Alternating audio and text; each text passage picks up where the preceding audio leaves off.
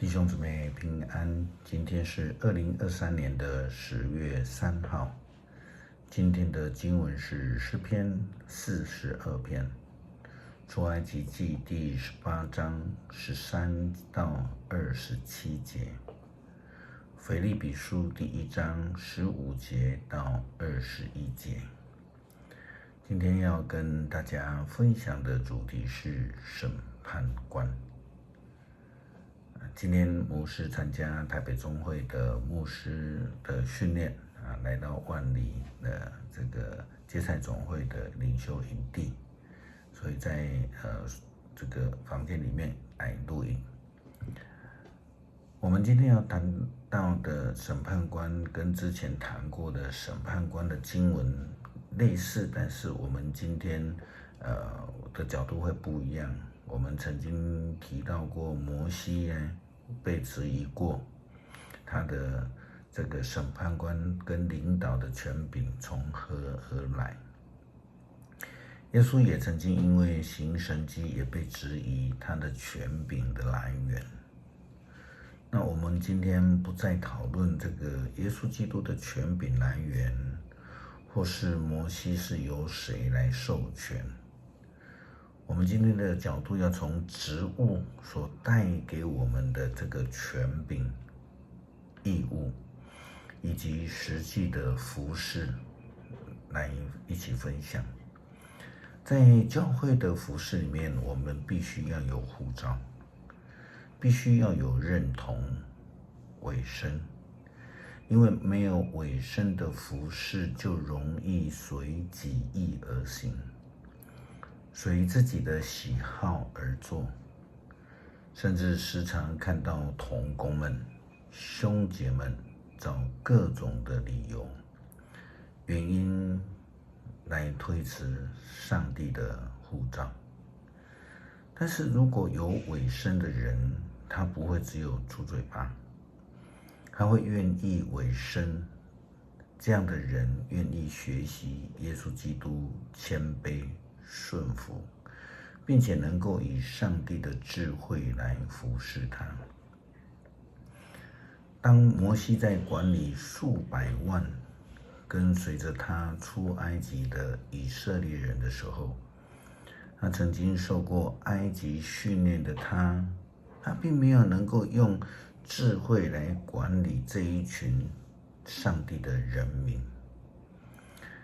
那这个日理万机的摩西，他凡事都要亲力而为，因此米甸的祭司叶特罗就给他建议，管理人民需要有智慧的。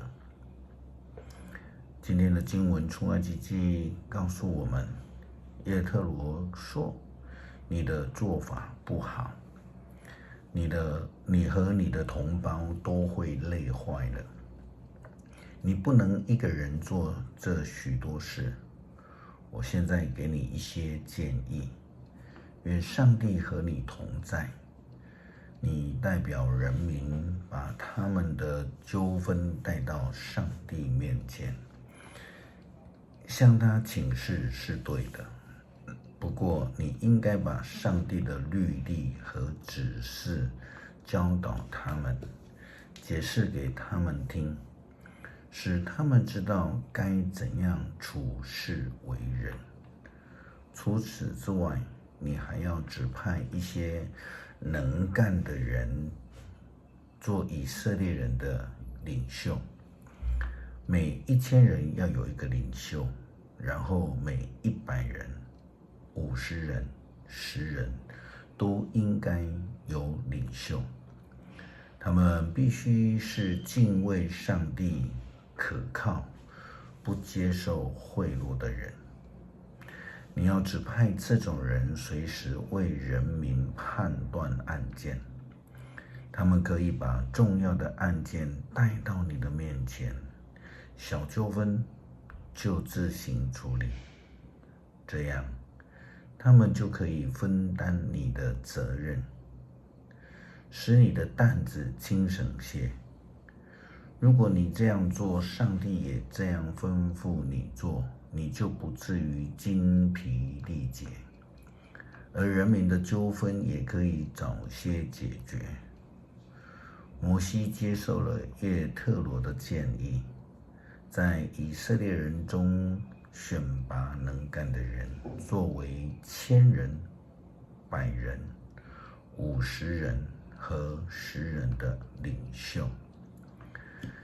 他们被指派随时为人民判断案件，遇有疑难的案件，他们请示摩西，小纠纷就自行处理。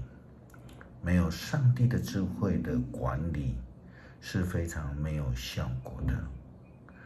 没有委身的服侍也会变得很累，甚至会害怕服侍，不愿意担当责任。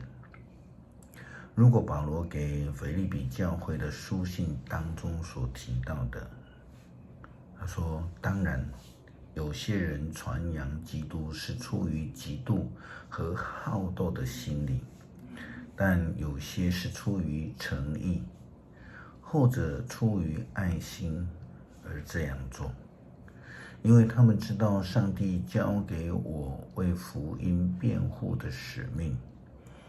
前者传基督的动机不纯，出于野心，想趁着我坐牢的时候给我制造更多的麻烦。我们都知道这是不健康的服事，是有问题的服事，是没有委身、没有呼召的人。但是保罗并没有受到这些人的影响，所以他就又对腓立比教会的基督徒这样说道：可是这有什么关系呢？不论他们的动机对不对，只要基督被传开了，我就会高兴。我还要继续高兴，因为知道借着你们的祷告和耶稣基督的灵的帮助，我一定会恢复自由。我迫切期待和盼望的是，我不至于在责任上有所亏负，反而能时时刻刻具有充分的勇气，尤其是现在，无论生死，用整个的我来荣耀基督。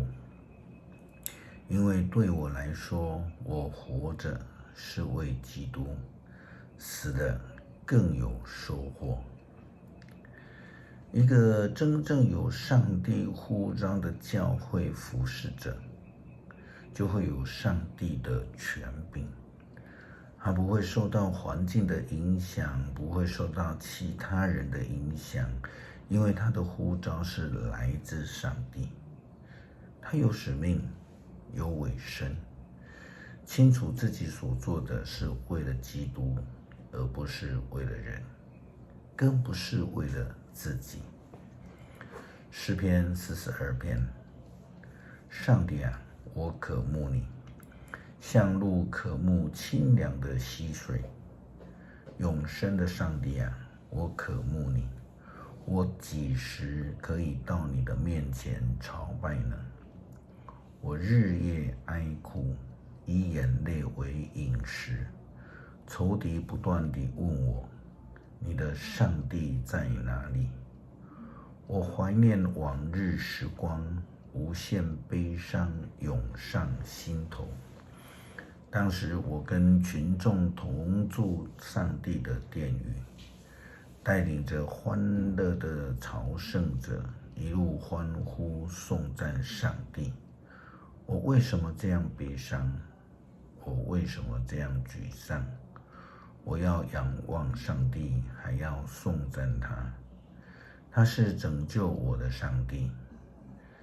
在流亡中，我心悲痛，因此我想念上帝。他使忧伤的浪涛淹没我，骚动如洪水向我怒吼，像黑门山米萨岭的瀑布滚滚冲向约旦河。白天愿上主显示永恒的爱，夜间我要颂赞祈求祈祷赐我生命的上帝。我对保护我的上帝说：你为什么忘了我？我为什么得受仇敌的迫害？为什么不断受苦？他们的凌辱把我压碎了。他们不断地问我：你的上帝在哪里？我为什么这样悲伤？我为什么这样沮丧？我要仰望上帝，还要再颂赞他。他是拯救我的上帝。谢谢上帝的呼召使用，使我们拥有上帝的智慧、能力和权柄。我们无法靠自己，我们需要靠主来得胜。感谢祷告，奉主耶稣基督圣名求，阿们。